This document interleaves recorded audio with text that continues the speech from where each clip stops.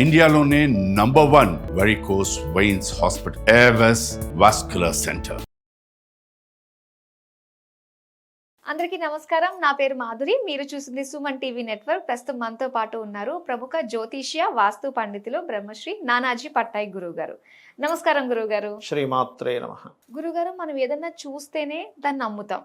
మనిషి నైజం అలాంటిది, అది ఉంది అని నమ్ముతాం. కానీ దేవుడి విషయానికి వచ్చేసరికి నమ్మకం విషయంలో కాస్త వెనక ముందు ఆలోచిస్తూ ఉంటాం అనమాట. ఏదన్నా మంత్రం చదివితే ఆ మంత్రం సిద్ధించాలి, అమ్మవారు అనుగ్రహిస్తుంది, ఇదంతా. అంటే అసలు అమ్మవారు ఎలా ఉంటుంది, అమ్మవారు ఎవరు, ఏ విధంగా మనకు కనిపిస్తుంది, ఈ ఆలోచనలు వచ్చేస్తూ ఉంటాయండి. అసలు ఏ విధంగా అమ్మవారిని మనం చూడగలుగుతామంటారు అన్న విషయాలు తెలుసుకోవాలనుకుంటున్నామండి. తప్పకుండా అమ్మా. అంటే ప్రాక్టికల్గా మనకి కొన్ని కావాలంటే కొన్ని చేస్తే మనకి కొన్ని స్వయానుభవాలు జరుగుతాయి. అలా కాకుండా మీరు నమ్మకం అనేది ఒకటి తల్లి తండ్రి చెప్పడం వల్ల, మనకి చిన్నప్పటి నుంచి ఉన్న అలవాట్ల వల్ల, లేదా పురాణాలు ఇతిహాసాలు చదవడం వల్ల మనం కొన్ని బిలీవ్ చేయాల్సి వస్తుంది. కానీ భగవత్ సంబంధించిన విషయం దగ్గరికి వచ్చేసరికి అయ్యే ఎవరు చూడలేదు కదా అని ఇది అవుతూ ఉంటారు. నేను ఇక్కడ ఏంటంటే భగవంతుడు అనేది ఒక అనుభవం. ఇప్పుడు అంటే మనకి ఎలా అంటే మన 5 సెన్సెస్ కూడా, పంచేంద్రియాలు ఏవైతే ఉన్నాయో అవి చూసిన దాన్ని నమ్ముతూ ఉంటాయి.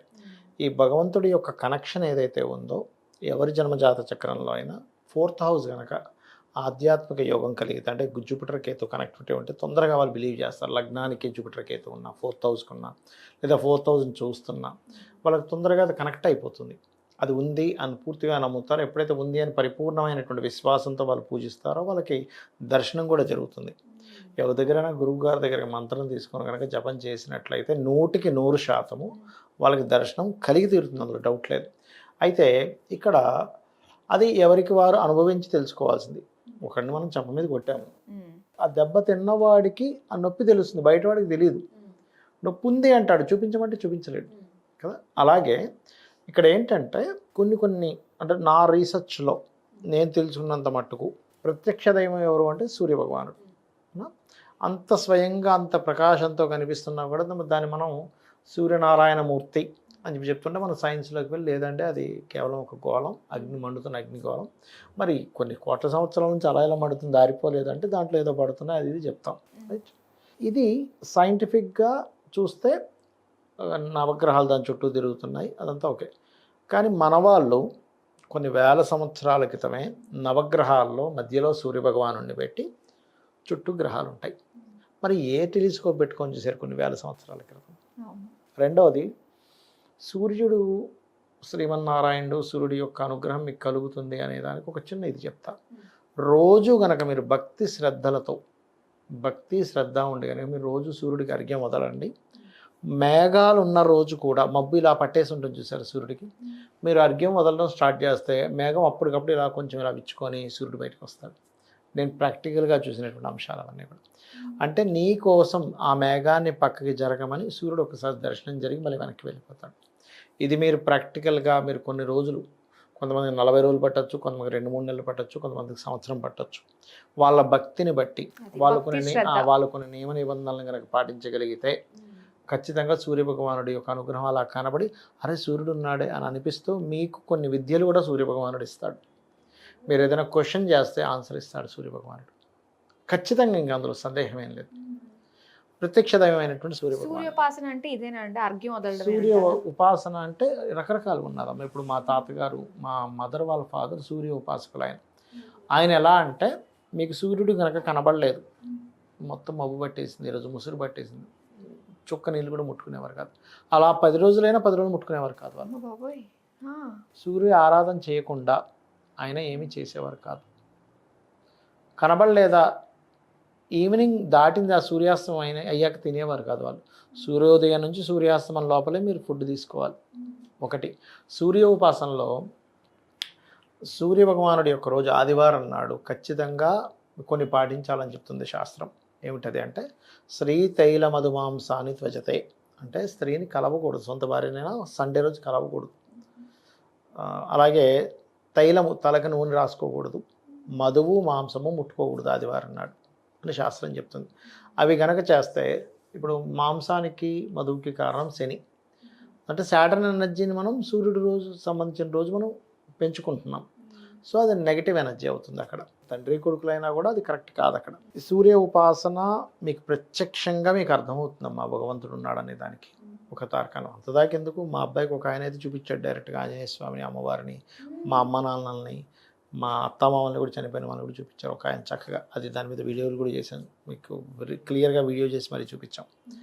ఇక్కడ ఏంటంటే మీకు ఈ 5 సెన్స్ ఆర్గన్స్లో మీకు ఎప్పుడు కనెక్ట్ అవుతుందంటే ఇందాక నేను చెప్పినట్టుగా గురుకేతు కనెక్టివిటీ ఉండి 4వ భావం భక్తి భావంతో సంబంధం కలిగి ఉంటే మీకు తెలియకుండానే కొంతమందికి దర్శనాలు జరుగుతాయి, స్వప్నంలోకి రావడం జరుగుతుంది. జపం చేస్తూ ఉండగానే వాళ్ళ పెద్ద శరీరంలాగా అయిపోయి కిందకని చిన్నగా కనిపిస్తాయి. ఇలా రకరకాల ఇవి మిరాకిల్స్ వాళ్ళ లైఫ్లో జరుగుతాయి. ఇంకొంతమంది ధ్యాన స్థితిలో ఉండి వాళ్ళ ఆత్మలా బయటికి వెళ్ళిపోయి మొత్తం తిరిగేసి వస్తుంది, ఎక్కడెక్కడ ఎవరు ఏం జరుగుతుంది మళ్ళీ వచ్చేస్తుంది వాళ్ళ దగ్గరికి. ఇలా రకరకాల విద్యలు మనకు ఉన్నాయి, లేవని కాదు. ఇప్పుడు మనకు అందుకే చూడండి, ఈ హిమాలయాల్లోకి వెళ్ళి చేస్తుంటారు చూసారు, వాళ్ళు కొన్ని ఆకుల్ని తీసుకుంటారమ్మ. ఒక 11 ఆకులు, 7 ఆకులు, 9 ఆకులు ఇట్లా లెక్క ఉంటుంది వాళ్ళకి. అది తీసుకుంటే వాళ్ళకి ఇంకా ఫుడ్తో అవసరం లేదు, ఎనర్జీ ఉంటుంది, ఫుల్ ఎనర్జీ ఉంటుంది. మనం ఎలా అయితే మంచి డ్రింక్ తీసుకుంటే, అంటే చక్కగా మనం ఎనర్జీ డ్రింక్స్ ఉంటాయి కొన్ని తీసుకుంటే మనకి ఎలా అయితే ఇంక 24 గంటలు ఆకలి వేయదు, అలా చక్కగా ఉంటుంది వాళ్ళకి. అంటే వాళ్ళకి ఏంటంటే సాధనా మార్గంలో ఉంటారు వాళ్ళు.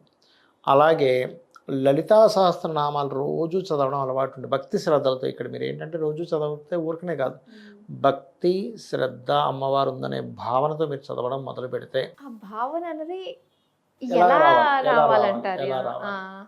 ఒకటి అది దీని ద్వారా వస్తుంది, వాళ్ళ జన్మలో పూర్వజన్మ వాసన వల్ల వస్తుంది. అది ఎవరు వాళ్ళకి చెప్పనక్కర్లేదు. కానీ ఏమీ లేదండి నాకు రావాలి అని వాళ్ళకి తపన ఉంటే మీరు రామాయణ మహాభారతాలు ఇతిహాసాలు ఇవి చదివితే వచ్చేస్తుందమ్మా. ఎందుకంటే మన మైండ్ ఎలా అంటే ఒకదాన్ని చూడగా మనము చేయగలము.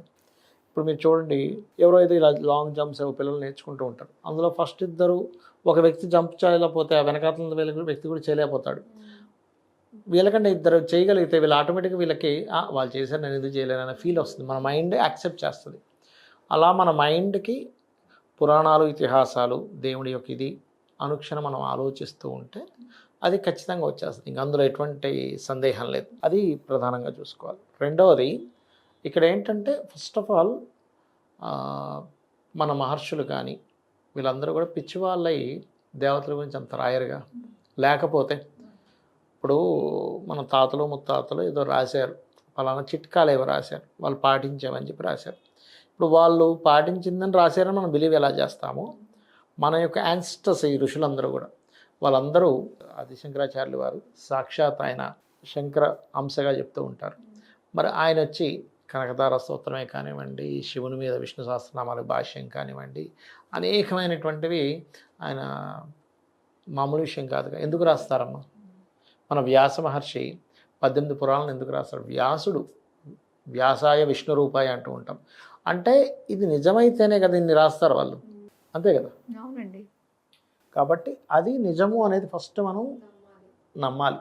మనం ఎంతసేపు నిజమైతే మరి ఇప్పుడు కనబడాలి కదా అనే కోణంలో అయితే ఇప్పుడు ఎందుకు కనబడాలి, నీకు అంత అవసరమే ఉంది, ఇప్పుడు నీకు కనబడాల్సిన అవసరమే ఉంది. ఆయన లోపల నుండి చేస్తూ ఉంటాడు. ఇది కలియుగం.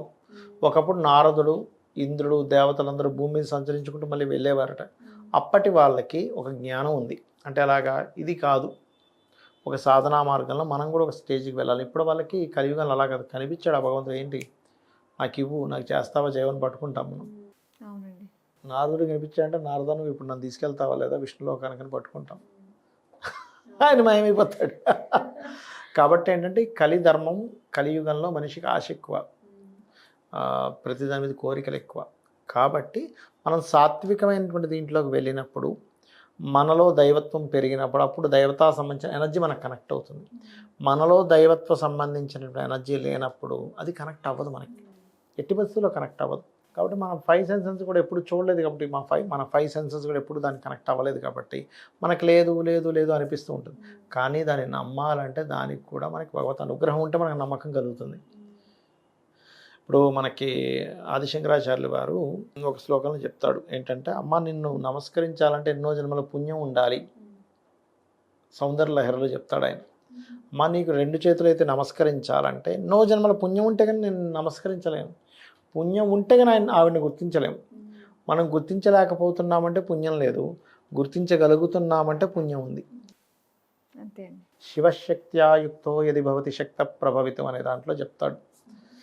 అంటే ఆఖరికి ఆ శివుడు కూడా శక్తి లేకుండా కదలలేడు. అలా ఏంటంటే విశ్వంలో ఉన్నటువంటి అనేకమైనటువంటి ప్రకృతిలో జరుగుతున్నటువంటి అనేకమైనటువంటి విషయాలు మనం అబ్జర్వ్ చేస్తే నిజమే కదా, భగవత్ అనుగ్రహం లేకపోతే ఇవన్నీ అలాగే జరుగుతాయి అనిపిస్తుంది. ఇప్పుడు ఒక పెట్టు ఉంది, ఎవరి దగ్గర నేర్చుకుంది ఇంజనీరింగ్, ఎవరి దగ్గర చేసిందని అది చిల్లు కట్టుకుంటుంది.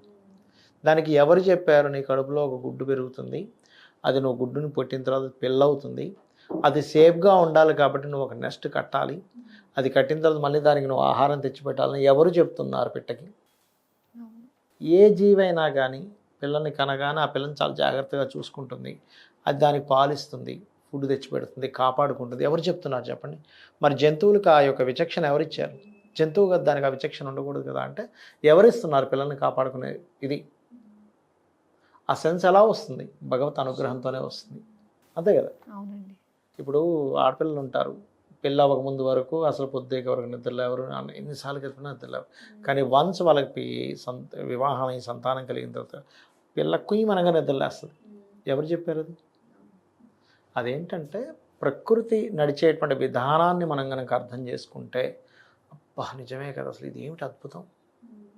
గొంగళ పురుగు అసలు చితక ఎలా మారుతుంది, ఈ ఋతువులు ఎలా మారుతున్నాయి, మళ్ళీ మేఘాలుగా అలా వెళ్ళి పైకి వెళ్ళి మళ్ళీ ఎలా వస్తున్నాయి.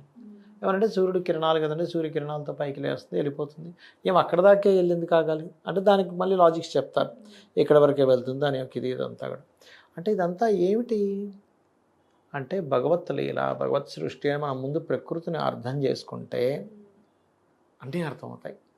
ఎందుకు నేను ఒక బ్రెయిన్ డాక్టర్ని ఒకసారి నేను ఇట్లాగే అనుకోకుండా తన క్లయింట్గా అయ్యి తీసుకున్నాను. మాట్లాడినప్పుడు ఆయన అంటాడు, సార్ ఒక్క బ్రెయిన్ పనితీరు చూస్తే భగవంతుడు ఉన్నాడనే నమ్మకం కలుగుతుంది సార్ మాకు అంటాడు. బ్రెయిన్లో ఎన్ని పనులు అవుతుంటాయండి, అది మెమరీ దాచుకుంటుంది, క్రియేటివిటీ చేస్తుంటుంది, లోపల ఏదో పని చేస్తుంటుంది, ఒక్కొక్క ఆర్గన్కి కనెక్టివిటీ ఉంటుంది బ్రెయిన్కి. అసలు అది ఎట్లా పనిచేస్తుంది మాకు మతిపోతుంది సార్. అంతా కూడా అంత గొప్ప మెకానిజం ఉంది బాడీలో, అంత గొప్ప మెకానిజం అసలు ఎట్లా పనిచేస్తుంది మాకు మతిపోతుందండి అంటారు. అదంతా మరి ఎవరు క్రియేట్ చేశారు? మన గురించి మనం ఆలోచిస్తేనే దేవుడు మన గురించి మనం ఆలోచిస్తూ చుట్టూ ఉన్న ప్రకృతి గురించి ఆలోచిస్తే అప్పుడు మనకు అర్థమవుతుంది, ఆ భావన ఖచ్చితంగా కలుగుతుంది. సో దానికంటూ మనకంటూ ఆ సైలెన్స్ పాటిస్తూ అది ఏంటని తెలుసుకోవాలి, మనలోకి మనం ప్రయాణం లేదంటే ప్రకృతిలో ప్రయాణం. ఎందుకంటే కనబడేదే ఉంది, కనబడేది లేదనుకుంటే ఈ విశ్వంలో చాలా విషయాలు కనబడవు మన కంటికి. కడుపు నొప్పి కనబడుతుందా, కానీ నొప్పి వస్తుందా లేదా వాడికి? నిజమే. చాలా చక్కగా మాకు తెలియజేసినందుకు ధన్యవాదాలు గురువు గారు. శ్రీమాత్రే నమః.